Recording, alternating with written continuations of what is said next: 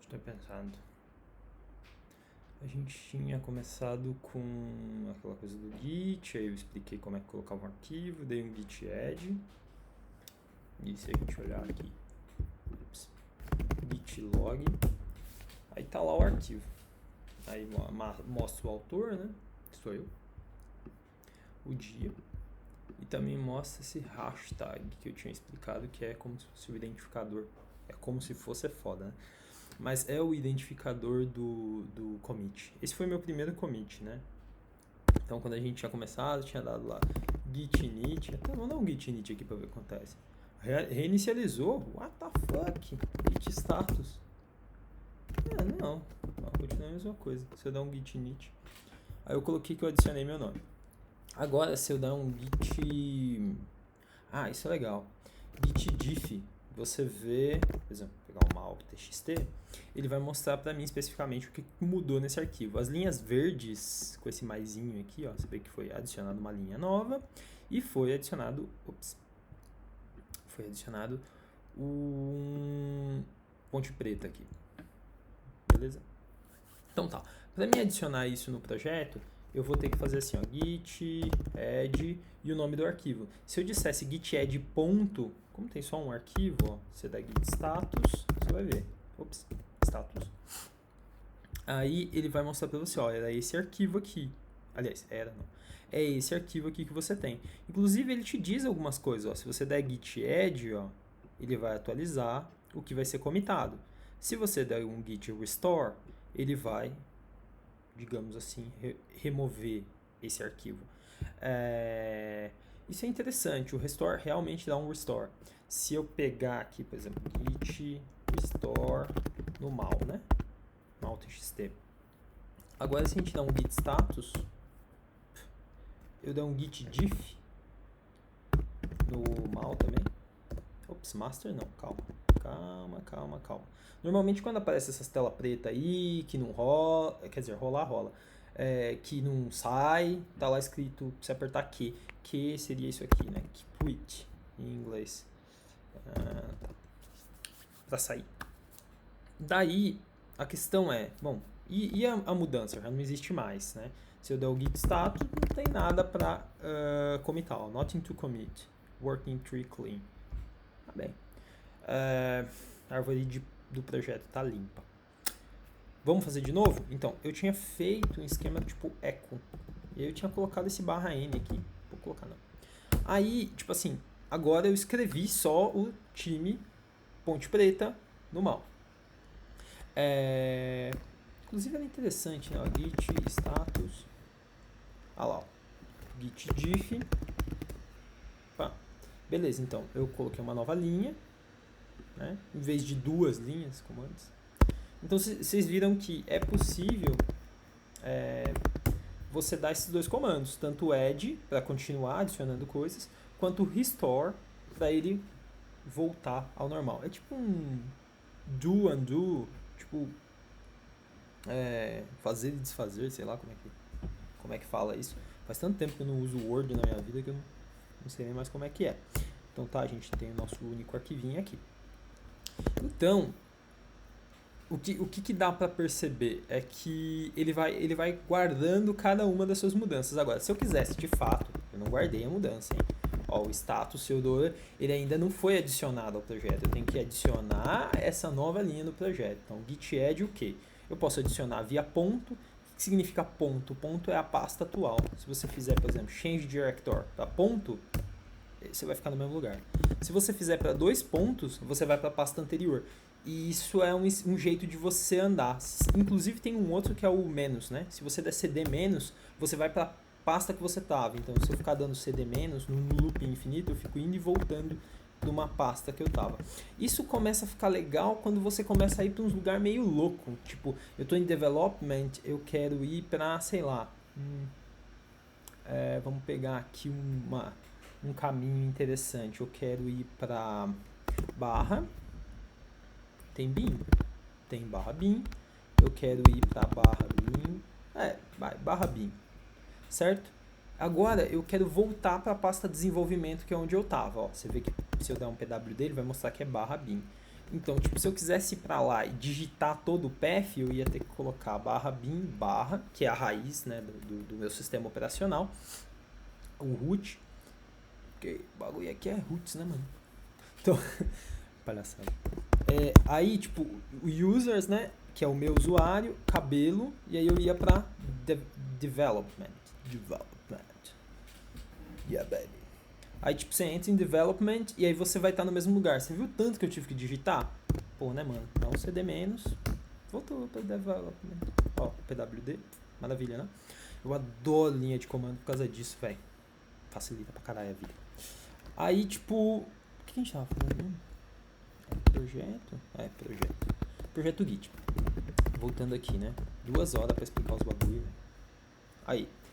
Tá o mal e tá o que eu quero adicionar. Então, eu poderia também utilizar essas coisas aqui, ó. Use git add. Deixa eu ver se eu der só um git add aqui, ó. Aí ele até pergunta, maybe you wanted to say, ó. Talvez você queria dizer git add ponto, né? Que é tipo a pasta atual, né? Você não especificou nada. Então, assim, o Git é muito massa. Ele conversa com você. Em inglês, mas conversa, tá? E tem o Git "-a". Esse "-a" é de all, que é de tudo. Aí ele já faz um negócio super cabuloso, mostra uma tela pra você. Você não quer nada? Aperta aqui. Não, é 2 pontos Q. Porque a gente tá no VI. Quem não gosta do VI se fudeu agora. É que o VI é um editor de texto que ele usa tipo uns 2 pontos não sei o que. É meio treta. Mas assim, fazer um vídeo específico do Vim e do VI e pra quem curte é super legal, assim. Eu acho que ele tem umas coisas assim até melhor que o VS Code em vários sentidos, assim. Quem é defensor, sei lá, mete o pau aí, fala o que acha. Tem gente que usava o Nano, eu acho tipo uma loucura. Eu lembro que um amigo Fernão, ele usa o Emacs, mas eu uso o VS Code mesmo, tá? Tipo, é a vida. Microsoft na veia. Quer dizer, mais ou menos. Daí, quando eu fiz isso, ó, eu não fiz o meu commit. Se você prestar atenção, eu dei um 2 pontos Q. Aqui, ó. Então, para mim dar o git add especificamente no arquivo, isso é muito importante aprender. Então, você pode ir colocando arquivos. Se tivesse o, sei lá, mar.txt também, eu ia adicionando. Porque eu posso adicionar de maneira granular. Às vezes você fez várias modificações no projeto, aí teu chefe, ou sei lá, seu superior imediato, te diz assim, mano, você tem que adicionar as coisas de maneira mais granular. Tudo bem, você pode ter feito um monte de mudanças, e aí você vai adicionando arquivo por arquivo, ou conjuntos de arquivos, né? Ou pastas. Esses sets aí dentro do seu projeto e fazendo commit. Então, tipo, ó, se eu der um git add agora, beleza. Ele passa a fazer parte dos comitáveis, digamos assim, né? Aí, tipo assim, você pode dar um restore staged. Como é que fala isso? Pra ver. Aí, tipo, você tem aqui esse modified, mal, lá. Aí, tipo, pra que isso aconteça de verdade, você tem que commitar. O que é commitar, né? Git commit. Enviar, né? É tipo, você terminou de fazer esse processo. Inclusive é legal, deixa eu ver aqui se a gente tem alguma coisa aqui que permite a gente... Normalmente o Mac oferece um negócio que é tipo pra você entender mais sobre as coisas e tal. Ok. Tá. Commit min.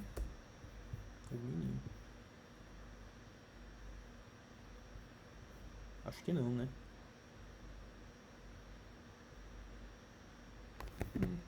Vou colocar aqui. Eu gosto das explicações. Aqui, ó. Commit. Vamos ver. Tem sempre uma traduçãozinha maravilhosa em português. Onde está você?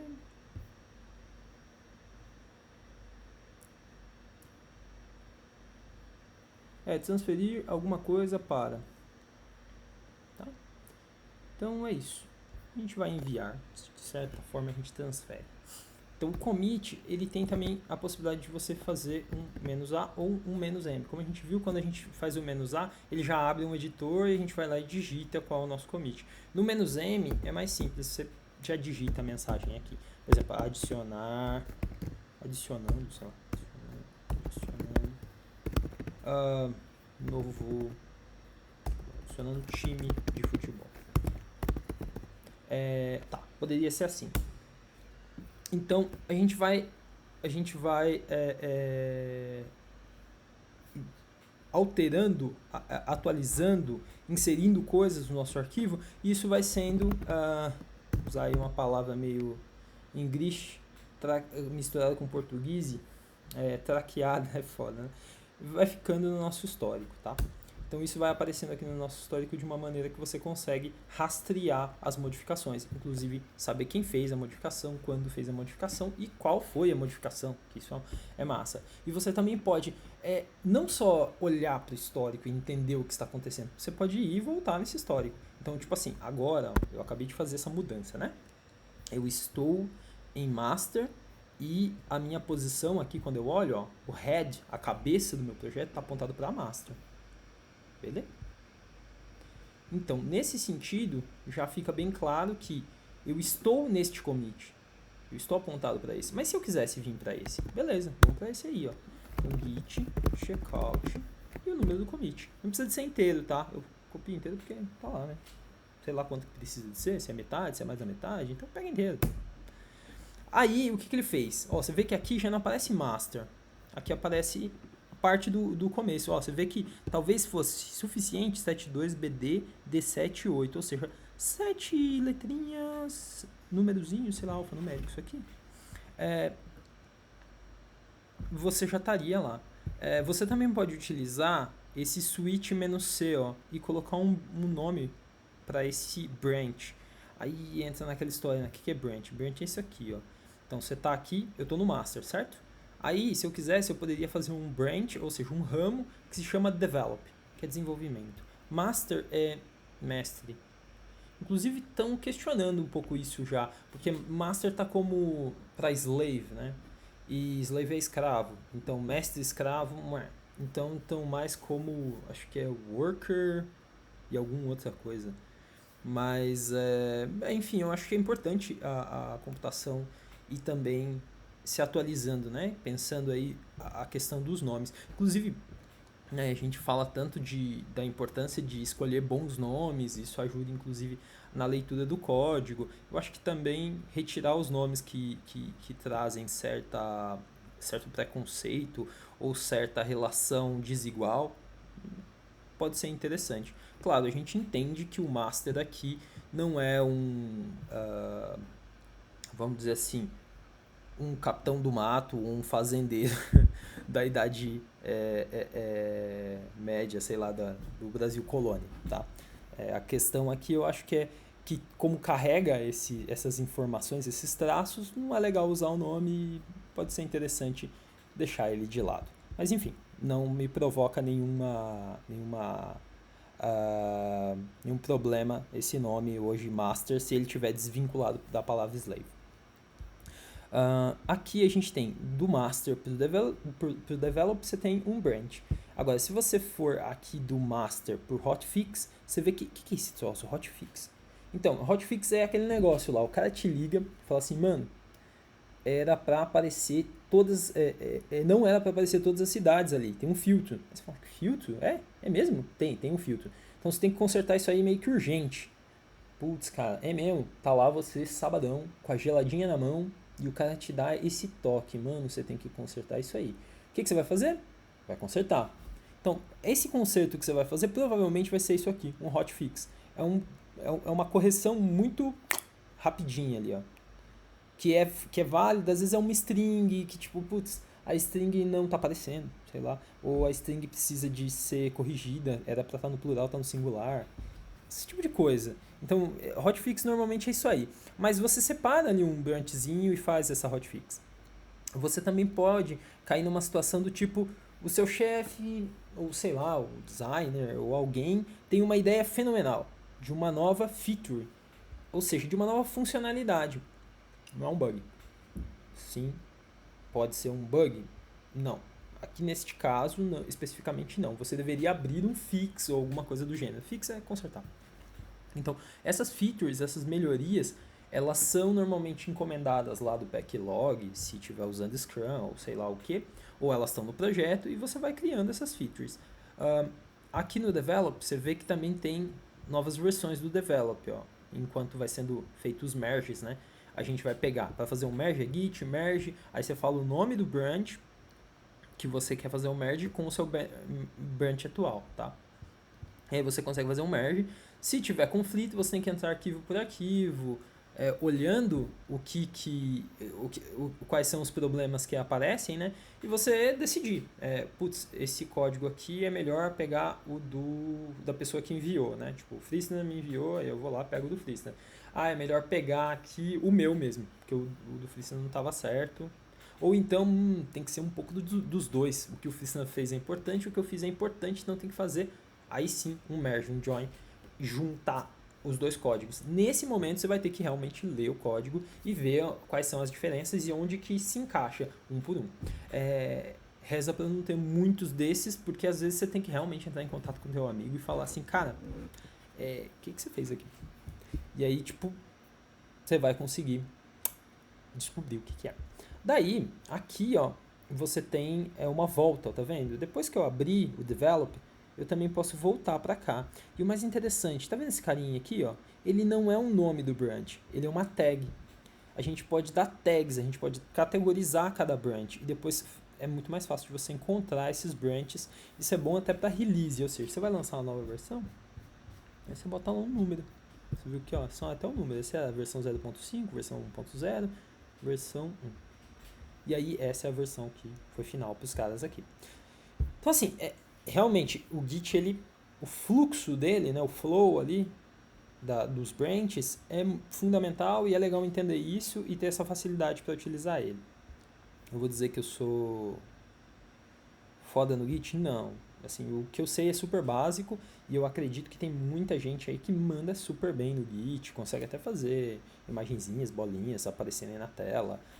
Mas eu acho que com isso já dá para uma pessoa conseguir trabalhar com Git, né? Um pouco desse fluxo. Então, basicamente, desde o início, né? Eu vim, dei um git init, depois eu fui até usar essa git init dentro de uma pasta. Aí eu criei um projeto, criei um arquivo, né? Dei lá um touch, criei um arquivo mal.txt. Depois vim, alterei o arquivo com echo, né? Coloquei lá um blá blá blá dentro do meu arquivo, que era o meu nome, no mal.txt. A gente considerou que essa setinha aqui ela era só uma. Depois eu quis colocar uma linha nova, aí eu dei lá um eco, time, né? Eu botei meu time de futebol dentro do mal e coloquei essas duas setinhas aqui também para considerar que o meu arquivo a minha informação estava indo para outra linha. Vocês estão vendo que eu estou colocando esse hashzinho aqui na frente, esse quadrado, octothorpe, sei lá como é que vocês chamam, na frente porque isso é um comentário. Então aí, tipo, sempre que eu der um enter, não vai acontecer nada. Só para a gente pensar um pouco nos passos que a gente deu. Depois que eu alterei meu arquivo, fiz modificações, eu tive que dar um git add, que eu poderia dar um git add ponto, né, para adicionar tudo que tem na pasta, ou eu poderia dar um git add exatamente no arquivo que eu queria trabalhar. Depois eu dei um git commit, porque sempre que eu der um add, eu tenho que dar um commit, né? Eu posso dar um commit aqui, -m, com a mensagem explicando o que eu fiz, tá? Depois, uma coisa interessante é que a gente pode, entre esse git add aqui e esse git commit, existe uma possibilidade de você desfazer ainda. Você pode pegar aqui, se você der o git add, você tem um git reset também, reset alguma coisa, né? Que ele falava, restore, na verdade, tem o restore staged, e que vocês têm que estar muito atento ali sobre o que está sendo retornado a cada comando que você dá do Git. E o Git status é sua vida, né? Sempre que você dá um Git status, ele vai falar qual é o status do seu projeto. Vou dar um Git status aqui. Ó. A gente está... O head é esse aqui, ó, a gente não está na master, né? Se eu quero, por exemplo, dar aqui no git checkout, se eu quero voltar para master, tá?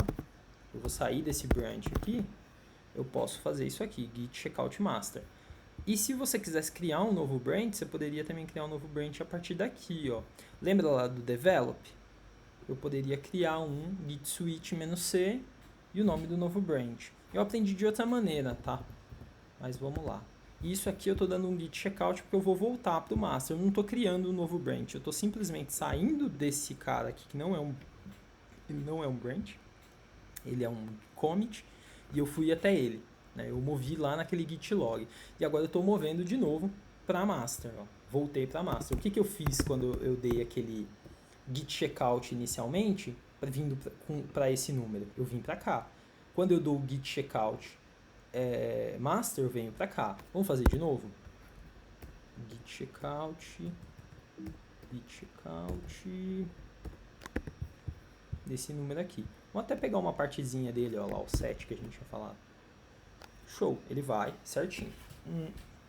Aquela dorzinha nas costas. Putz, bravo. Aí, tipo assim, o fato de eu estar aqui, eu poderia criar um novo branch, como eu tinha dito, usando esse comandinho aqui, ó, git switch, tá? E aí eu dou o nome do branch que eu quiser. Isso aqui pode ser, sei lá, inicial, por exemplo. E aí eu fui para um branch novo que é o inicial. Ah, como é que eu vejo os branches que eu tenho? Então, um git branch, ó, inicial e master. Eu estou no inicial. E o inicial, você pode comparar eles. Ó, git diff, eu acho que é isso aqui, master e initial. Ó, você vê que é diferente, ó. O initial, ele não tem o ponte preta. De fato, ele não tem o ponte preta. Porque o initial, se eu dar um git log nele, ele só mostra o primeiro branch, o primeiro commit. Tá? Então, se eu dar um checkout agora e ir para master, eu dou um git status aqui, git log, e aí eu estou na master de novo. E isso vai rendendo, tá? Então, por exemplo, deixa eu ver que tipo de conflito que a gente pode ter. Ó. Git checkout inicial. Se eu for lá para o inicial, eu vou criar um conteúdo lá. Vou criar um novo arquivo. Makedir não. Touch Márcio. Que é o meu irmãozinho para quem a gente está. Vou colocar Mar. Né? Malmar. Mar. Touchmar. A gente chamava ele de Mar, ficou bonitinho. Estava pensando em John. Touchmar. Então, ó, criei um arquivinho. Git status vai apontar que tem alguma coisa nova aí. Se eu dar um cat, não. Se eu dar um echo nele, eu vou escrever aqui, ó, nome Márcio. E vou colocar no meu arquivinho, Mar. Show. Git status. Status. Tá lá. Então, se eu der um git add ponto, ó, adicionou tudo que tinha para adicionar, certo? Só que agora eu tenho que dar o commit, -m e update não, added new person. Adicionei numa nova pessoa, beleza? E aí eu vou dar um git checkout master, por exemplo, se eu quiser. Eu tô lá na master. Aí se eu quiser dar um git diff, né, master com initial. Show? Ah lá, ó. Eu tenho isso, né? Essa diferença do arquivo. E eu tenho essa diferença desse outro arquivo. Tá? Beleza. Agora, se eu fizer git merge, eu vou fazer um merge do inicial com o master. Master initial. Ah lá, ó. Merge branch initial. Beleza. Quando aparece isso aqui pra mim, eu sei que é um VI, até pelos tios aqui em pilha, eu vou sair dele, ó, W que? W, write, eu coloco 2 pontos, né? Coloco write, que é W, escrever, e quit, que é Q.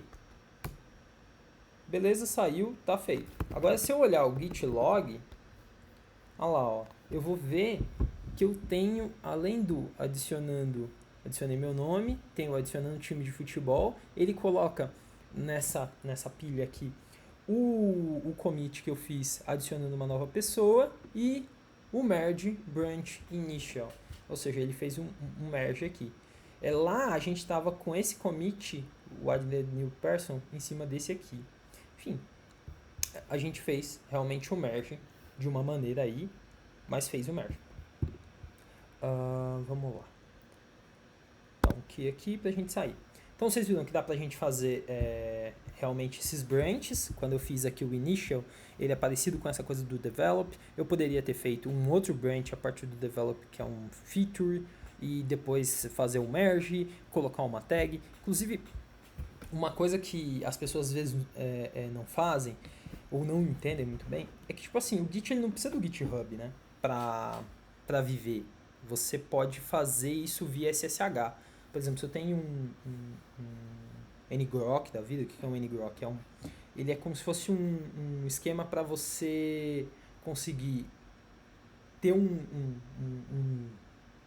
nome de domínio e que uma pessoa possa se conectar à sua máquina. Então, tipo, você está desenvolvendo um site. Você quer mostrar o seu site para o seu amigo ou para o teu cliente.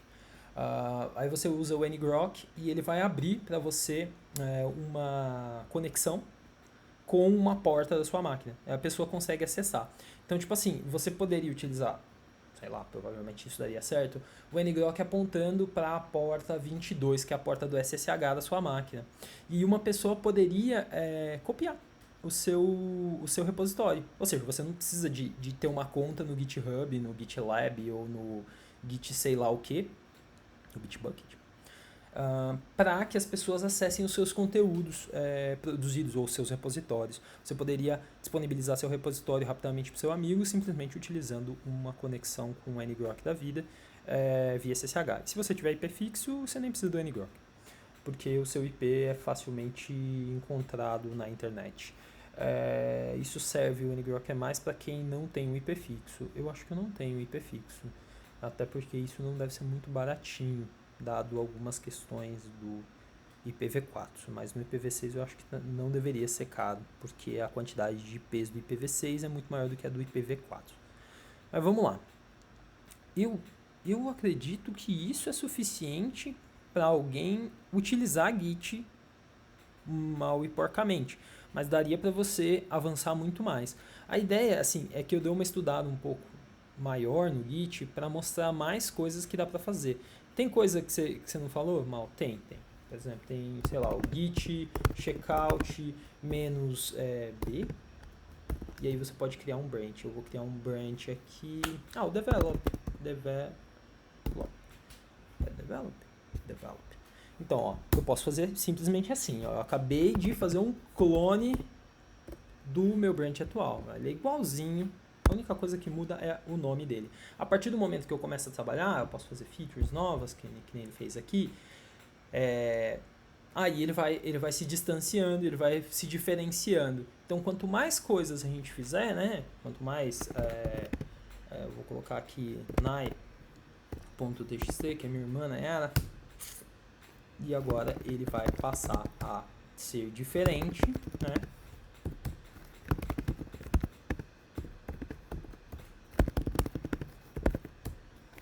E aí, se eu chegar e dar um git status, obviamente ele vai... One branch developed, not into commit, working tree clean. Tá, ele deveria falar pra nós que tem uma diferença, né, mano? Interessante. Talvez ele não fale porque a gente não tem um remote, ó. Outra coisa legal de se saber. A gente não tem um remote aqui. O remote, ó, ele apareceria aqui quando eu entro. Então, tipo, se eu queria ver um projeto, até tem projetos aqui que tem um remote, pra gente dar uma olhada. Se eu pegar aqui aquele do i100 ali, da Azure Git Status, ó, tá vendo? Eu tenho aqui git remote -v, e ele vai mostrar aqui, ó, Microsoft Learning, blá blá blá blá blá, e tem para fetch e para push. Então push é quando eu quero enviar, fetch é quando eu quero trazer as coisas que estão lá nesse repositório. E vamos, se convenhamos, ele é só um repositório Git externo. Como eu tinha dito, a gente pode... deixa eu ver aqui. Projeto. A gente pode conectar na nossa máquina e permitir que as pessoas acessem os nossos repositórios, tá? Inclusive isso pode ser uma coisa de um outro vídeo que eu pegue e realmente faça isso com um amigo ou com, enfim, um conhecido, para a gente brincar um pouco com o Git sem usar o GitHub, que eu acho fundamental ter esse tipo de autonomia, né? A gente está sendo muito traqueado ou está sendo muito... nosso histórico tá indo para essas companhias de nuvem, nossas informações estão na internet, então existe uma certa perda de segurança cada vez maior enquanto a gente está navegando. Eles têm a nossa pegada, né, a nossa quase biometria, e eles conseguem assim entender tudo que a gente quer. Não sou aloprado da proteção, nem nada assim, mas eu acho que quanto menos melhor. Tá? Um pouco isso.